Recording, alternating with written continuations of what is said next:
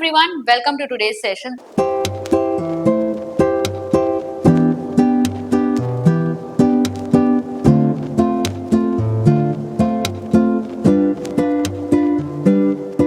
तो आज हम करने वाले हैं आपके MCQs on NSQF and RTE 2009। अब NSQF क्या है? National skill qualification framework. ये भी आपका एक टॉपिक दिया हुआ है आपके यूनिट 5 में। और RTE तो ऑब्वियसली जब भी आप टीचिंग एप्टीट्यूड पढ़ेंगे आप RTE को छोड़ नहीं सकते, ये तो आपको समझनी ही है। तो इनके MCQs करेंगे और MCQs के माध्यम से इन टॉपिक्स को समझने की कोशिश करेंगे। हायर स्टडीज के लिए ऑप्शंस ढूंढ रहे हो? ट्राई करो लवली प्रोफेशनल यूनिवर्सिटी का LPU नेस्ट एग्जाम। इस एग्जाम के थ्रू ना सिर्फ आप एक अच्छी यूनिवर्सिटी में एडमिशन ले सकते हैं, बल्कि साथ ही साथ अपने फेवरेट कोर्स के ऊपर 60, 70 बल्कि 100% तक की स्कॉलरशिप अवेल कर सकते हैं। इस टेस्ट में कैसे रजिस्टर करना है, कैसे स्कॉलरशिप अवेल करनी है, इसको मैंने डिटेल डिस्कस किया है इस वीडियो में। तो लिंक पर क्लिक करो और इस वीडियो में सारी डिटेल्स चेक करो। Go for it. First question देखेंगे, in which year was the national skill qualification framework notified in India. तो भारत में ये कब नोटिफाई किया गया, NSQF को कब अडॉप्ट किया गया? 2005, 2009, 2013 या 2020? तो ये आपका सही आंसर इसमें रहेगा 2013। इसको एग्जैक्टली समझने की कोशिश करते हैं। तो गवर्नमेंट ऑफ इंडिया ने आपका जो नेशनल स्किल क्वालिफिकेशन फ्रेमवर्क है उसको अडॉप्ट किया था 27 दिसंबर 2013 में। और इसने सुपरसीड किया था, मतलब प्रतिस्थापित किया था किसे? आपका पहले से ही चल रहा था national vocational education qualification framework. ध्यान रखना, पहले आपकी जो वोकेशनल एजुकेशन यानी व्यावसायिक शिक्षा चलती थी उसको स्किल एजुकेशन या स्किल आपका बेस्ड एजुकेशन किसने कहा था? आपका NKC नेशनल नॉलेज कमीशन ने क्या कहा था? वोकेशनल एजुकेशन को स्किल एजुकेशन कहो। ठीक है, स्किल्स हो गए अब ये। तो इसीलिए यहाँ पे चेक करो, NVEQF को अब इन्होंने क्या बोल दिया यहाँ? NSQF।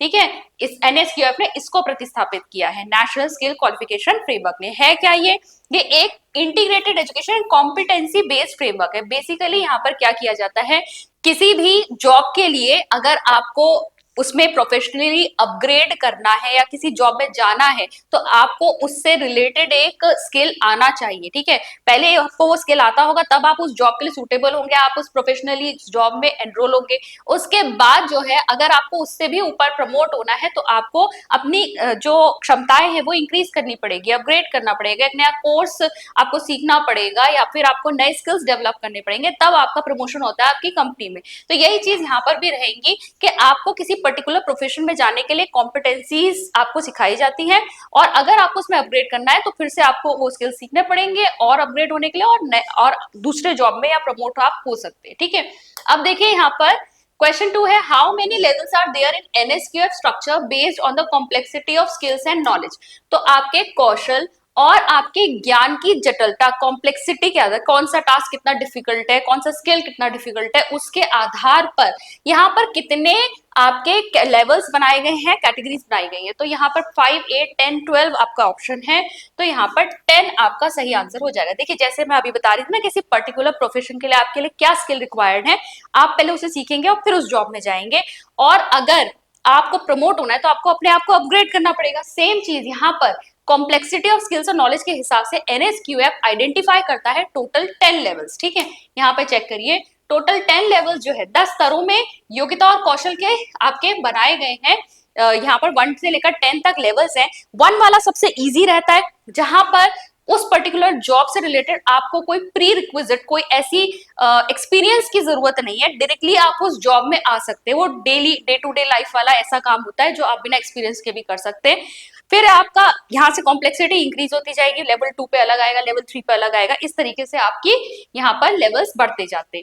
फिर देखेंगे यहाँ पर क्वेश्चन है आपका, which level of NSQF corresponds to a doctorate या PhD और हाईली स्पेशलाइज्ड रिसर्च।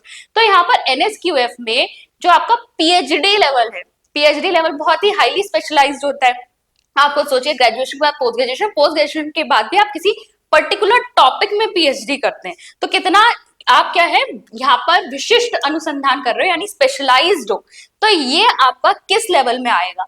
तो जैसे कि मैंने आपको बताया, लेवल 1 से लेकर लेवल 10 तक जब आप जाते हैं तो इजी टू डिफिकल्ट पे जाते हैं या कॉम्प्लेक्सिटी इंक्रीज होती जाती है। तो PhD क्योंकि हाईली स्पेसिफिक है, ये लेवल 10 पर आएगा। ठीक है, एक बार लेवल्स देख लेते हैं, आपको और ज्यादा क्लियर हो जाएगा। जैसे कि यहाँ पर देखो, चेक करो, यहाँ पे लेवल 1 की अगर हम बात करें तो एनएसक्यूएफ का जो लेवल 1 है, इसका गोल क्या होता है कि लर्नर को कहां पर एक ऑटोमेटिकली ऐसे जॉब में डाल दे जो कि रिपीटिशियस टाइप का है, जिसके लिए कोई प्रायर एक्सपीरियंस की जरूरत नहीं है। ऐसा जॉब कौन सा हो सकता है? हेल्पर के, जो हाउस हेल्प वगैरह होते हैं, या फिर सिक्योरिटी गार्ड वाली जो जॉब होती है। अब इसके लिए कोई आपको प्रायर एक्सपीरियंस नहीं चाहिए, आप डायरेक्टली उस जॉब में जा सकते हैं और यहाँ पर वो रिपीटिशियस जॉब जो है कंटिन्यू कर सकते हैं। फिर लेवल 2 पे अगर आप आ जाते हो तो लेवल 2 पे आपको इक्विप करना होगा, थोड़ी बहुत नॉलेज और स्किल्स आपको रिक्वायर्ड है एक रूटीन जॉब के लिए। यहाँ ये रूटीन जॉब क्या हो सकती है? आपको अपना काम जो है यहाँ पर कम सोचने का करना है, आपको जो इंस्ट्रक्शंस मिल रहे हैं उसी को आपको फॉलो करना है, असिस्ट करने का। ठीक है, आप किसी ऑफिस में किसी के पर्सनल असिस्टेंट हो सकते हो, किसी और काम में किसी को असिस्ट कर सकते हो। तो असिस्ट करने का काम क्या होता है कि आपको ऑर्डर्स मिलेंगे कि आपको किसी काम को कैसे करना है, अपनी थिंकिंग आपको कम लगानी है। ठीक है, क्रिएटिविटी वहां पर ऐसे नहीं दिखानी, जो काम आपको कहा जा रहा है आपको वो वहां पर करना है। तो कम है लॉजिकल थिंकिंग, ऐसा नहीं है बिना बिल्कुल बिना लॉजिक लगाए, कोई भी काम बिना लॉजिक लगाए तो होता नहीं है, लेकिन आपको ऑर्डर्स मिल रहे हैं, आपने उसके बेसिस पर उस काम को कंप्लीट करके देना है। रिस्पॉन्सिबिलिटी इतनी नहीं है आपकी, वो बस इतनी है रिस्पॉन्सिबिलिटी, जो काम दिया गया वो करेक्ट होना चाहिए। ठीक है, अदरवाइज ओवरऑल उस वर्क की रिस्पॉन्सिबिलिटी आपकी नहीं है। तो इस टाइप का जो काम है वो लेवल 2 में रखा जाएगा। तो इसके लिए आपको थोड़ी बहुत नॉलेज और स्किल्स आपको आने चाहिए कि आप सामने वाले को कैसे असिस्ट करो, किस प्रकार का काम। ठीक है, फिर अगर हम लेवल 3 पे आ जाएंगे तो लेवल 3 इक्विप करता है, ये एक तरह की एम्प्लॉयमेंट पोजीशन है जहां पर प्रिडिक्टेबल टास्क किया जाता है। प्रिडिक्टेबल टास्क यहाँ पर होगा जैसे जूनियर टेक्नीशियन। तो एक जूनियर टेक्नीशियन को पता होगा कि एक पर्टिकुलर मान लो किसी फील्ड में है उसका, तो इस मशीन में क्या क्या फॉल्ट आ सकते हैं, तो क्या क्या मुझे यहाँ पे अगर दिक्कतें दिख रही है तो इसकी वजह से कहाँ पर प्रॉब्लम होगी। तो आपके पास क्या है, यहाँ प्रिडिक्ट कर सकते हो कि अगर ये सारी समस्याएं आई हैं तो इसके ये वाले पार्ट में फॉल्ट है, तो मैं इसको यहाँ पर जाकर ठीक करना है मुझे। ठीक है, तो जूनियर असिस्टेंट या जूनियर टेक्नीशियन वाले, सॉरी जूनियर टेक्नीशियन की अगर हम बात करें तो इसका काम होता है कि प्रेक्टिकल टास्क में असिस्ट करना। रिस्पॉन्सिबिलिटी यहाँ भी कम है, लेकिन आपको एफर्ट लगाना पड़ेगा। इससे रिलेटेड भाई किसी मशीन के पार्ट को सही करना है तो उससे रिलेटेड आपको नॉलेज और स्किल होने चाहिए। अगर हम 4 पे आ जाते हैं तो यहाँ पे सीनियर टेक्नीशियन आ गया। अब इसकी तो रिस्पॉन्सिबिलिटी भी है, अगर एक पर्टिकुलर गिवन फील्ड में इसको कोई काम दिया गया है कि वहां पर एक मशीन खराब हो गई, आपको उसे ठीक करवाना है, तो जूनियर टेक्नीशियन इसे असिस्ट जरूर करेगा, लेकिन रिस्पॉन्सिबिलिटी किसकी है? इसकी है। ये बता रहे हैं भाई यहाँ पर ये चीजें खराब हुई है। तो इस तरीके से आप देखेंगे तो कॉम्प्लेक्सिटी का लेवल बढ़ता जाता है और हम देखते हैं कि यहाँ पर उस जॉब से रिलेटेड जो स्किल्स हैं वो आपको फिर सीखने पड़ेंगे। और जैसे ही हम हाईएस्ट लेवल 10 पे पहुंचते हैं तो यहाँ पर एग्जांपल किसका दिया हुआ है? लीडर या इनोवेटर, ये बिजनेस के टर्म्स में दिया हुआ है। एक बिजनेस अगर कोई चला रहा है तो वो हेड या टॉप पोजीशन पे बैठा हुआ है, उसको कितनी नॉलेज है? उसको अपने अंडर काम करने वाले जितने भी लोग हैं, क्या क्या उसके वहां अंडर काम चलते हैं, उन सबकी नॉलेज है। वो क्या करता है, इन सब से जो है रिपोर्ट्स कलेक्ट करता है, यानी कि रिपोर्ट्स उसके पास आएंगी, उसके बेसिस पर वो एक ओवरऑल डिसीजन लेगा फॉर द कंपनीज बेनिफिट। ठीक है, अगर हम पर्सन की बात करें तो हमने पीएचडी वाले की बात करी, पीएचडी वाला हाईली स्पेशलाइज्ड है, पूरी पूरी रिस्पॉन्सिबिलिटी उसकी है। यहाँ पर भी जो बिजनेस ओनर है उसकी रिस्पॉन्सिबिलिटी है। ठीक है, लेकिन नॉलेज उसे बहुत सारे, नॉलेज और स्किल्स उसके पास कई सारे। तो ये आपके लेवल्स होते हैं, आप हिंदी में भी देख सकते हैं। इसी तरीके से हमारा कंटेंट जो हमारी ऐप पे भी अवेलेबल होता है, इंग्लिश में भी हिंदी में भी आप चेक कर सकते हैं। ये इंग्लिश में भी दिया है, हिंदी में भी दिया हुआ है। चलिए नेक्स्ट क्वेश्चन पे आते हैं। NSQF organizes qualifications according to a series of levels। अब ये लेवल्स किस पर बेस्ड है? Only practical skills, only theoretical knowledge, knowledge skills, aptitude या एज एंड एक्सपीरियंस। तो यहाँ पर ये आइडेंटिफाई करते हैं तीनों को, नॉलेज को भी, स्किल्स को भी और एप्टीट्यूड को भी। ठीक है, तो NSQF क्या है? एक स्किल क्वालिफिकेशन फ्रेमवर्क है जहां पर पर्संस को उनके जो रिक्वायर्ड स्किल्स हैं वो सिखाए जाते हैं और पर्टिकुलर प्रोफेशनल जॉब के लिए उन्हें रेडी किया जाता है। तो किस तरीके से ये पूरा फ्रेमवर्क तैयार किया गया है कि किस लेवल के जॉब के लिए क्या स्किल्स रिक्वायर्ड है, उस तरीके से वहां पर कैटेगरीज बनाई गई है। चलिए अब हम आते हैं आरटीई के क्वेश्चंस पर। आरटीई 2009 अधिनियम भारत के संविधान के किस अनुच्छेद पर आधारित है? अनुच्छेद 43, अनुच्छेद 45, अनुच्छेद 75 या अनुच्छेद 35?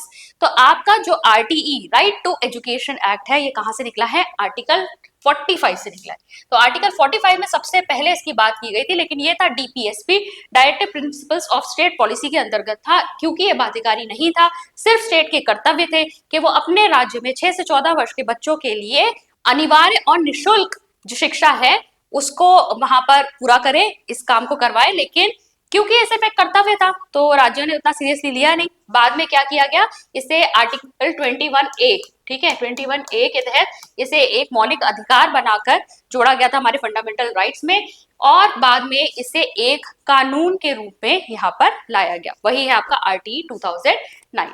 नेक्स्ट चलेंगे, बच्चों को मुफ्त और अनिवार्य शिक्षा का अधिकार अधिनियम 2009 अलग अलग विकलांग बच्चों की मुफ्त शिक्षा का अधिकार सुनिश्चित करता है। ठीक है, अब ये एज ग्रुप इन्होंने बताया है। एज ग्रुप के लिए यहाँ पर क्या लिया है, सबसे पहले आप ध्यान देंगे विकलांग बच्चों की बात हो रही है। अगर हम नॉर्मल बच्चों की बात करें तो जैसा कि अभी मैंने कहा 6 से 14 वर्ष की आयु वर्ग के बच्चों की बात होती है, लेकिन जब हम विकलांग बच्चों की बात करते हैं तो वो कितने से कितने तक होगी, 3 से 18, 6 से 14, 6 से 22, 6 से 18, तो ये होता है 6 से 18। ठीक है, तो ये आपके डिसेबल चिल्ड्रन के केस में 6 to 18 ईयर्स एज हो जाती है RTE की।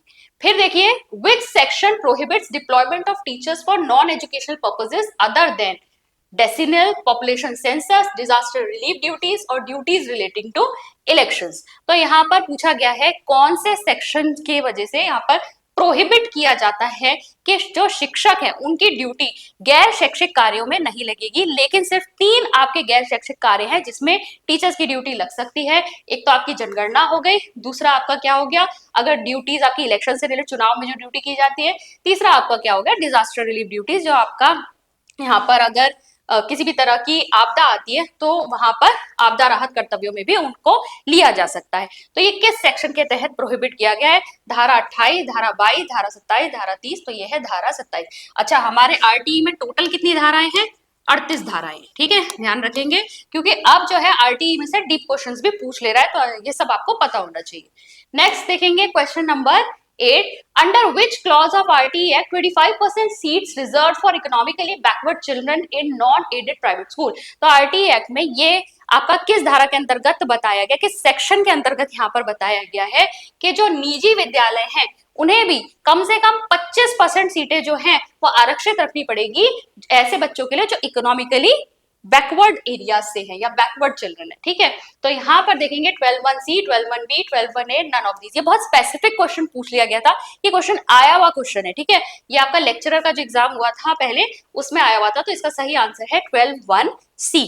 ठीक है, नेक्स्ट है आपका शिक्षा का अधिकार अधिनियम 2009 के अनुसार निम्नलिखित में से कौन सा सही है। तो यहाँ पर 2 आपके सामने स्टेटमेंट दिए हुए कि स्कूल कैपिटेशन फी ले सकते हैं और दूसरा है स्कूल प्रवेश के लिए स्क्रीनिंग प्रक्रिया का उपयोग कर सकते हैं। तो यहाँ पर आपको बताना है कि इसमें से कौन से सही है, यहाँ पर पूछा गया है। केवल मैं नहीं होगा, केवल 1, केवल 2, ना तो 1 ना ही 2, या 1 और 2 दोनों। तो देखो, स्कूल कैपिटेशन फी एडमिशन के टाइम पे आपसे जो फीस ली जाती है, जी नहीं, वो नहीं ले सकता, तो ये गलत है। और स्कूल प्रवेश के लिए स्क्रीनिंग प्रक्रिया के लिए भी यहाँ पर मना किया गया है, आप कोई एडमिशन टेस्ट नहीं लेंगे। तो ना 1 सही है ना 2 सही है, तुम्हारा ऑप्शन कौन सा हो जाएगा, option will be C. Next question पे चलेंगे, RTE के तहत राज्य में बाल अधिकार संरक्षण निकाय होगा। SIERT, SCPCR, SDMC, उपरोक्त में से कोई नहीं। अब देखो, ये बाल अधिकार संरक्षण निकाय क्या है। RTE एक्ट के तहत 6 से 14 वर्ष की आयु वर्ग में बच्चों को बहुत सारे अधिकार दिए गए, लेकिन अगर किसी वजह से इन अधिकारों का हनन हो रहा हो, जैसे उसमें कहा है कि भाई आप दंड नहीं दे सकते, आप मानसिक रूप से बच्चों को प्रताड़ित नहीं कर सकते, लेकिन अगर इस तरह की प्रॉब्लम्स बच्चे फेस कर रहे हैं तो वो अपनी ग्रीवेंसेस, अपनी शिकायतें कहाँ पे रेज करेंगे, किसे अप्रोच करेंगे। तो उसके लिए भी एक निकाय यहाँ पर बनाया गया है, और वो निकाय क्या है आपका, राज्य स्तर पे पूछा है तो वो SCPCR। ठीक है, SCPCR, state commission for protection of child right. ठीक है, state commission for protection of child right. अगर हम नेशनल लेवल की बात करें तो ये NCPCR है। ठीक है, national commission for protection of child right, इसको ध्यान में रखेंगे। अगर बच्चे जो हैं उनके अधिकारों का कहीं भी हनन हो रहा है तो वो अपनी ग्रीवेंसेस, अपनी शिकायतें यहाँ रेज कर सकते हैं, राज्य स्तर पर SCPCR में और सेंट्रल लेवल पर NCPCR में वो रेज कर सकते हैं। नेक्स्ट देखेंगे, कक्षा 7 के लिए प्रत्येक डैश के लिए एक शिक्षक होना चाहिए। 30 बच्चे, 35 बच्चे, 40 बच्चे, 45 बच्चे। आपसे यहाँ पर स्टूडेंट टीचर रेशो पूछा गया है। देखो, स्टूडेंट टीचर रेशो जो है आपका, वो प्राइमरी लेवल पर, अगर हम प्राइमरी प्राथमिक स्तर पर बोले, यानी क्लास 1 से लेकर क्लास 5 तक की बात करें, तो स्टूडेंट टीचर रेशो है यहाँ पर 30:1। लेकिन अगर हम 6 to 8 तक की बात करते हैं, ठीक है, एलिमेंट्री लेवल पे आ जाता है, अपर प्राइमरी कह लो इसको, तो यहाँ पर आपका स्टूडेंट टीचर रेशो हो जाता है 35:1। तो यहाँ पर कक्षा 7 के बारे में पूछा गया है जो कि इस कैटेगरी में आएगा। तो यहाँ पर प्रत्येक 35 बच्चों के लिए एक शिक्षक होना चाहिए। तो ऑप्शन बी हमारा करेक्ट ऑप्शन होगा। नेक्स्ट है question number 12, which of the following statements regarding the school management committee under RTE 2009 are true। ठीक है, तो अब स्कूल मैनेजमेंट कमिटीज आपकी ये भी आरटी के तहत है कि आपको किसी भी गवर्नमेंट स्कूल जो है हम बात कर रहे हैं वहां पर एसएमसी जरूर होनी चाहिए, स्कूल मैनेजमेंट कमिटीज होनी चाहिए। उसके बारे में आपको स्टेटमेंट्स दिए, उसके बाद यहाँ पर ऑप्शन दिए, चलिए चेक करते हैं। तो पहला यहाँ पर स्टेटमेंट दिया कि at least 75% of the members of the SMC shall be amongst parents और गार्जियंस। तो 75% जो हैं इस कमेटी के जो मेंबर्स हैं वो पेरेंट्स होने चाहिए या अभिभावक या गार्जियंस होने चाहिए। 50% जो हैं इसमें मेंबर्स जो हैं वो विमेन होनी चाहिए। उसके बाद इन्होंने कहा है कि एसएमसी रिस्पॉन्सिबल है कि वो स्कूल के लिए स्कूल डेवलपमेंट प्लान प्रिपेयर करेगी। अब ये ऑप्शन जो है ये तीनों ही सही है, तीनों ही स्टेटमेंट सही है। तो यहाँ पर हमारे पास जो ऑप्शन आ रहा है only 1 and 2, only 2 and 3, only 1 and 3 या फिर डी। तो डी ऑप्शन हमारा करेक्ट होगा। एसएमसी के बारे में 1, 2, 3 तीनों करेक्ट है। नेक्स्ट क्वेश्चन पे चलेंगे। Consider the following statements regarding teacher norms under the RTE act 2009। Teachers के लिए जो नॉर्म्स बनाए गए उसके स्टेटमेंट्स यहाँ पे दिए हुए। तो देखो फर्स्ट है minimum number of working hours per week for a teacher is 45 hours including preparation hours. कि वर्किंग आवर्स जो है टीचर के लिए एक हफ्ते में 45 घंटे होने चाहिए जिसमें प्रिपरेशन आवर्स भी आपके काउंट होंगे। Teachers are strictly prohibited from engaging themselves in private tuition. Teachers को प्राइवेट ट्यूशंस नहीं लेने हैं यहाँ पर। और teachers can be deployed for non educational works like election duties and disaster relief. तो अभी मैंने आपको बताया था कि किसी भी गैर शैक्षिक कार्य में नहीं लगाना है सिवाय 3 कामों को छोड़कर। चुनाव में अगर ड्यूटी आ जाए, जनसंख्या करना हो या फिर आपका तीसरा क्या था, अगर उन्हें आपदा में राहत कार्यों में लगाया जाए। तो यहाँ पर इलेक्शन ड्यूटी और डिजास्टर रिलीफ की बात की गई है। यानी ये सारे ही स्टेटमेंट्स जो हैं करेक्ट हो गए। तो यहाँ पर भी हमारा ऑप्शन क्या निकल के आएगा, ऑप्शन डी। ठीक है, स्टेटमेंट हमसे पूछा है ना कि यहाँ पर हमें कौन सा सही है, तो यहाँ पर आपका तीनों ही स्टेटमेंट सही है। नेक्स्ट है आपका which statement correctly describe the provisions of RTE 2009। तो यहाँ पर करेक्ट कौन से हैं जो RTE 2009 के प्रोविजन सही बता रहे हैं। पहला यहाँ पर बताया गया है कि ये फ्री और कंपलसरी एजुकेशन देता है to all children in the age group of 6 to 14 years. ये बिल्कुल सही है। ठीक है, सेकंड की बात करेंगे, यहाँ पे लिखा है कि 25% रिजर्वेशन होना चाहिए mandated in private unaided schools for children belonging to weaker sections and disadvantage group. ये भी बिल्कुल सही है। तीसरा है no child shall be expelled from school until the completion of elementary education. ये भी बिल्कुल सही है। एलिमेंट्री एजुकेशन यानी कि आपका क्लास 1 से लेकर क्लास 8। और हम जानते हैं कि स्कूलों में 8th क्लास से पहले बच्चों को फेल करना अलाउड नहीं है, जिसे हम नो डिटेंशन पॉलिसी कहते हैं। ये स्टेटमेंट भी करेक्ट है। इसका मतलब यहाँ भी आपको ऑप्शन क्या सही निकल के आएगा, ऑप्शन डी। और लास्ट क्वेश्चन देखेंगे, which of the following statement is या are true regarding the norms or schools for class 1 to 5 primary the pupil teacher ratio is 30:1। ठीक है, अभी मैंने आपको बताया था for class 6 to 8 upper primary the pupil teacher ratio is 35:1। again this is also correct। then there should be a separate toilet for boys and girls in every school। बिल्कुल facilities infrastructure पूरा अच्छे से provide करना है, ये भी बिल्कुल सही है। तो यहाँ पर भी आपको ऑप्शन क्या निकल के आएगा, option D. All 1, 2 and 3 are true. तो अब हमने इस तरह के क्वेश्चन इसलिए किए क्योंकि अब आपके एलटी का जो आप प्रीवियस ईयर पेपर भी चेक करोगे ना, उसमें भी आपके ऑप्शंस के भी ऑप्शंस बनाकर दे रखे थे। क्वेश्चंस को क्या करते हैं, जब इस तरीके से इसका डिफिकल्टी लेवल बढ़ाते हैं तो इससे एक तो टाइम कंज्यूमिंग ये हो जाता है। तो अब आपको ध्यान क्या देना है कि जब आप प्रिपरेशन कर रहे हैं तो ना सिर्फ आप अपने कॉन्सेप्ट क्लियर करिए बल्कि अलग अलग तरीके से एमसीक्यू भी करके देखिए ताकि आपकी स्पीड यहाँ पर इंक्रीज हो। 30 क्वेश्चन कम नहीं होते। 100 क्वेश्चन का अगर आपका पेपर उसमें से 30 क्वेश्चन आपके सिर्फ और सिर्फ पेडागोजी से आ रहे हैं। और जब इस टाइप के क्वेश्चन आते हैं तो आप टाइम लेंगे ही लेंगे। तो इसमें आपको क्या करना है, प्रैक्टिस करनी है जिससे आप अच्छे से अच्छे तरीके से और जल्द से जल्द कम टाइम में इसको कर सके। क्योंकि आपका एक रीजनिंग का भी सेक्शन होता है, आपका एक जीके का भी सेक्शन होता है, फिर आपका अपना सब्जेक्ट होता है, तो आपको टाइम सेव करना है। ठीक है, इसके अलावा अगर आप चाहें कि आप स्ट्रक्चर्ड वे में हमारे साथ तैयारी करना चाहते हैं तो आप हमारी ऐप डाउनलोड कर सकते हैं। ऐप को डाउनलोड करने का लिंक आपको नीचे डिस्क्रिप्शन बॉक्स में मिल जाएगा। हमारा यहाँ पर साइंस प्लस पेपर 1 यानी पार्ट 1, ठीक है, पार्ट 1 का कोर्स भी चल रहा है, प्लस हमारा केवल साइंस का कोर्स भी चल रहा है। इसके अलावा अगर आप देखना चाहते हैं सिर्फ पेडागोजी लेना चाहते हैं या सिर्फ आप अपने पार्ट 1 लेना चाहते हैं 50 मार्क्स का, वो भी ले सकते हैं। एसएसटी का अगर लेना चाहते हैं तो वो भी आप ले सकते हैं, ठीक है। एसएसटी का कोर्स भी हमारे पास चल रहा है। इसके अलावा जितने भी क्लासेस हम यहाँ पर करते हैं उन सबकी फ्री पीडीएफ आपको टेलीग्राम ग्रुप पे मिल जाएगी। टेलीग्राम ग्रुप को ज्वाइन कर लेना, मेगा जयसवाल अचीवर्स नाम से है, उसका लिंक भी आपको नीचे डिस्क्रिप्शन बॉक्स में मिल जाएगा। अगर आप उसे ज्वाइन करते हो आपको कई सारे अपडेट्स भी यहाँ पर टाइम टू टाइम मिलते रहते हैं। तो आई होप आपको हमारी क्लासेस पसंद आ रही है, जुड़े रहिए हमारे साथ। अगर आप डिटेल में हमारे कुछ वीडियोस चाहते हैं इस एलटी प्रिपरेशन से रिलेटेड तो आप हमारे चैनल की मेंबरशिप भी ज्वाइन कर सकते हैं। बस आप हमारे चैनल में जो सब्सक्राइब बटन है उसके बगल में ही आपको ज्वाइन बटन दिख जाएगा, ज्वाइन कर लीजिए आप उसको वहां पर, और आपको मेंबर्स के लिए वहां पर कई सारे हमने डिटेल वीडियोस भी डाल रखे हैं, वो भी आपको मिल जाएंगे। मैं मिलती हूँ आपसे नेक्स्ट सेशन में। Thank you.